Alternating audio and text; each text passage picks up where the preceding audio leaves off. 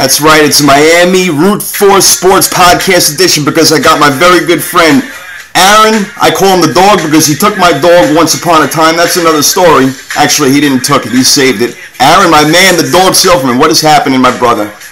What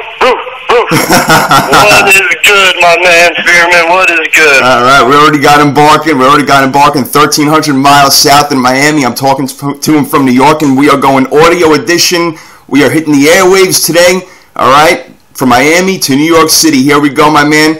How's the weather down there, first of all? Because it was beautiful here today in New York. It was like 65 degrees. I wish I could say the same for Miami today. It was about 60 degrees and a lot of rain.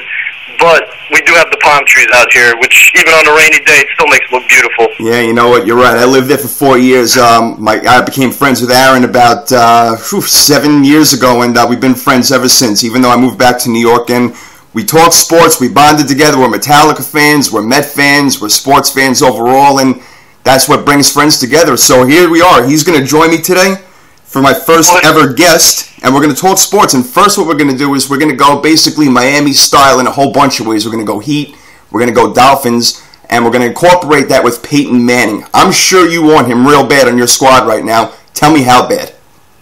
So bad that I am actually watching reruns of ESPN pretty much all day, just to keep on hearing them say, Peyton wants to go to Miami, Peyton going to Miami.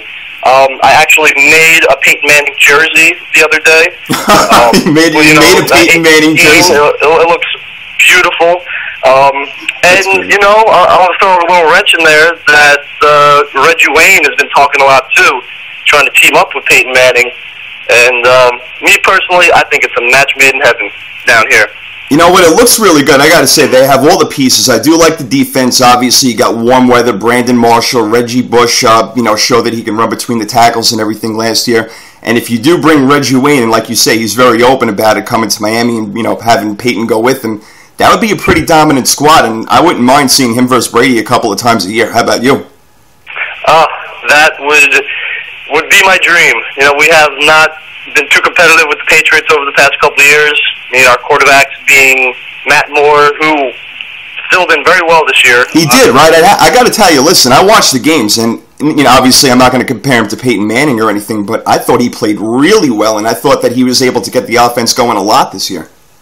Oh, absolutely. And a lot of people don't realize that he's only 28 years old. He's a really young quarterback. He started for Carolina for a little bit.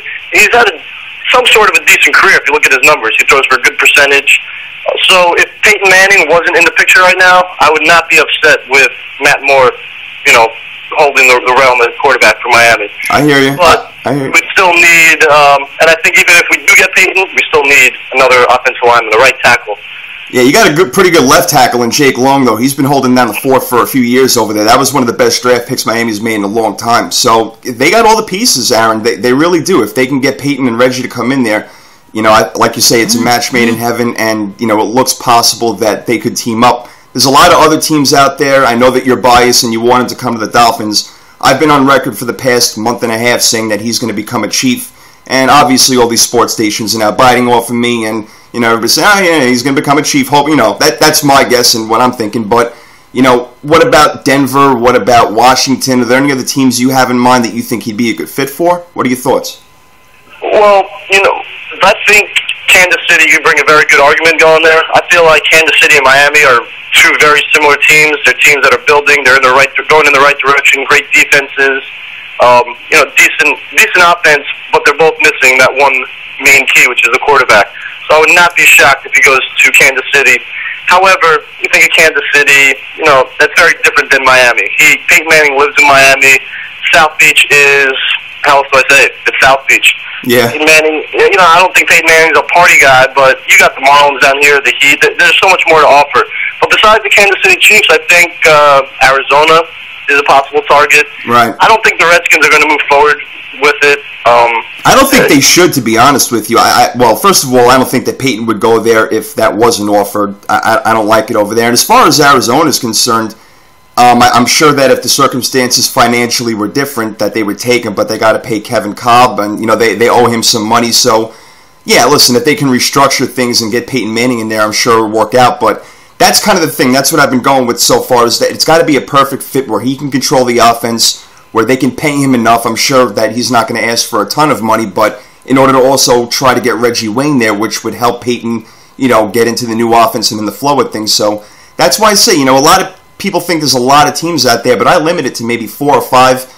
I don't think the Jets are one of them, and I don't think the Redskins are one of them. But your Dolphins for sure, the Cardinals, possible, the Chiefs, and maybe the Broncos. I mean, you're a Tebow guy also with Florida and, Gainesville and everything like that. I love Tebow too. I'm not going to make, no joke about it. But you think you could end up on the Broncos?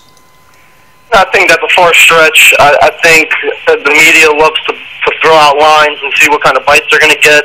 And, I think that's just, I guess you could say it's more of a PR move, get the Denver name out there. People are thinking about the Broncos. Yeah, Tim Tebow, I don't think he's a great NFL quarterback, but he's a winner.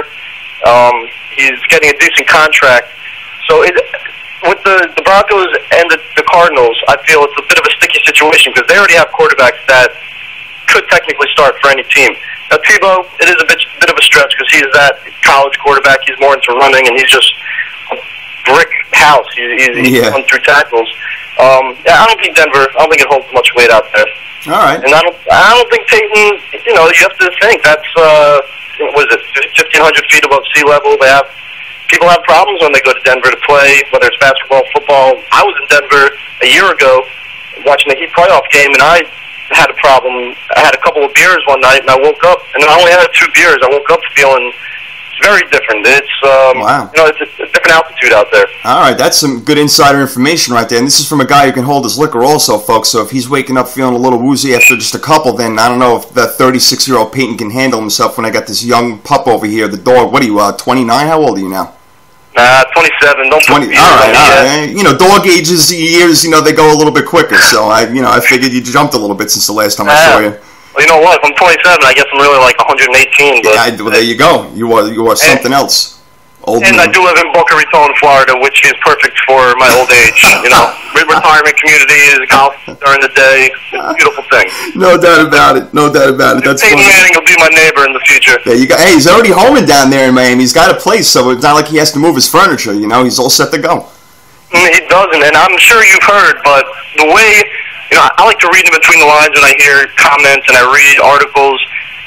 Peyton is on the record to publicly saying something about Miami. When he landed here yesterday, which he claims that he came to Miami just to work out with Reggie Wayne. He's been working out with Reggie Wayne for the past couple of weeks down here.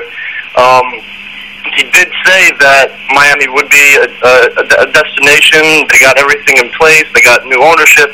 The comments that he made, if you're reading in between the lines, it sounds like this is the only team that he's thinking about presently, right at the moment. Well, they're certainly the favorite right now in a lot of people's eyes. There's no doubt about it. Miami is the hot spot, no pun intended, and they also got the heat also. So let's transition to that. Let's stay in your city a little bit over here. And well, I like that transition. Well, I'm getting right good, right into the heat. I know you like that transition. We'll stick with your teams over here. Look, I picked them to play Oklahoma City in the finals and beat them in 6 games. I still feel the same way. They're the 2 best teams in my opinion. When you watch them, you're a fan, try to take your bias out of it a little bit. You think they're ready to go all the way? Absolutely. If you saw their 9-game winning streak, when they just pummeled everybody, they won, I think 4 games by 20 points. And that was, I like to call that playoff mode.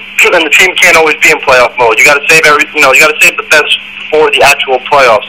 But they proved to everybody that they are the most dominant team in basketball.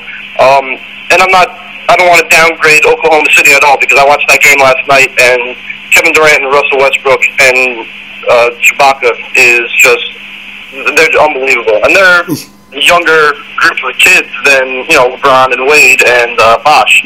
They're definitely similar teams who can run. They're young up and down the floor. I'll tell you the one thing that worries me about Miami, and it's not something that people talk enough about, and it's why they lost the finals last year, and that's because Wade wasn't fully healthy. If you remember, and I'm sure you do, that Wade was banged up during the finals, and LeBron James, he shrunk. And I'm afraid, because Wade has been getting hurt already this year a little bit, and he's been injury-prone throughout his career, come playoff time, and even more specifically come the finals, if he's not healthy, I don't think, and I think that the proof is in the pudding, that LeBron cannot take them to the promised land.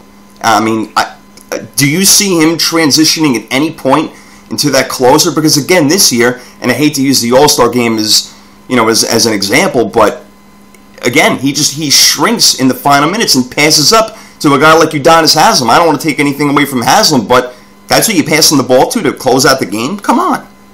Oh, I'm glad you brought that up, because that was something, if you didn't bring it up, I was going to bring that up no matter what. And I think LeBron, being LeBron, no matter what he does, he can't do anything right. That pass to Haslem, I watch every single Heat game. Haslem is lights out from 15 to 17 feet away from the basket, whether it's the side shot at the free throw line or the other corner. That's his shot. Granted, he was only shooting about 20% this year. If you look at that play, LeBron was double-teamed. I personally think it was the right decision. Do I trust Udonis Haslem to take the last shot in the future? No. But with that play, if you look at it, Chalmers was open in the corner as well. He could have gotten dished out and made the three, because he's been shooting lights out at threes this year. Mm-hmm. And I like his game. Open. So it was more of unselfish of LeBron, and I guess that's his problem. He's too unselfish. But I felt like he was like that with Cleveland as well. You see, I think that people mistake him being unselfish for him being afraid to take the final shot, and that's what I see. I'll give you a perfect example. I remember when I was living in Florida a few years ago, and they were playing the Orlando Magic in the Eastern Conference Finals, and in Game 2, he hit the game-winning shot. He turned around, and he had a look on his face like, oh my God, did that really just go in? He was more surprised than anybody else. I play the tape, my man. I remember it. And that's the thing, he took the shot almost saying like, yeah, I have no chance to make it from this far out from three-point range, so nobody's going to bother me if I miss it. And he made it, and he was shocked. Look, there's greatness, and then there's just absolute excellence, superior of all time. He's a phenomenal, great, talented basketball player, but he'll never be great unless he becomes that closer guy, because you have to. You have to be the best player on your team. And the best I completely agree. Let me ask you a question, though, because this is something that always gets me with media, with just newspaper writers, everybody out there. So is LeBron not going to be a champ? Like, he's not going to be looked at as one of the elite until he wins an actual championship? Even if he only wins one championship, then all of a sudden we could look at him and say, all right, now he's the elite player that we always thought he was. Aaron, he not only has to win the championship, but he has to be the MVP of the finals. He has to at this point. If he's going to go down as being one of the all-time greats, he's got to be the MVP, more than one, at this point. Look, all the greats have more than one championship, especially in basketball. That's just the way it is. Magic 5, Jordan 6, Bill Russell's got like 32. You just have... As player and coach. Yeah, there you go. It's just, you have to win, and you have to be the best player. That's just how it goes, especially in basketball, because there's only 5 guys on the court. You play offense and defense. That's it, man. Look, Tim Duncan, 4 championships. Well, what else can I say? Shaquille, Kobe. But having said all that, which brings me back to the point I brought up originally, Jordan didn't win a championship till, 6-7 years into his career. He was always looked at as a bad jump shooter, and until he won that championship. I mean, dude went on a run, and he's definitely the best player that we've probably ever seen and we might ever see. LeBron is just a physical beast, is what it is. Guy's 265 pounds, 6'7", 6'8". I mean, he can do anything. He can play football. He can play basketball. But he needs to use his body more. He needs to stop being scared and just drive to the hole. Yeah, I like how he added the post game. He incorporated that into his game, and I was calling for that last year also in the finals. I think that if he had a post game, they would have had a better shot. So, look, I don't want to make it obviously a LeBron James show, but if he's going to go down as one of the greats, he's going to have to be the man on that team. And I just fear that Dwayne Wade, is with his injury proneness, if that's even a word, that LeBron's going to have to take over at some point, and I just don't see him doing it. So, look, that's just my opinion. I want to wrap it up with you right now. I want to come back and do some fantasy baseball, actually, because it's coming up. We got our draft coming up in a couple of weeks, and I went ahead and I made my list on the website today of my top 50 players. So I want to go over it with you a little bit. You're a former champion, so it'd be good to get a champion's thoughts over here. What do you say?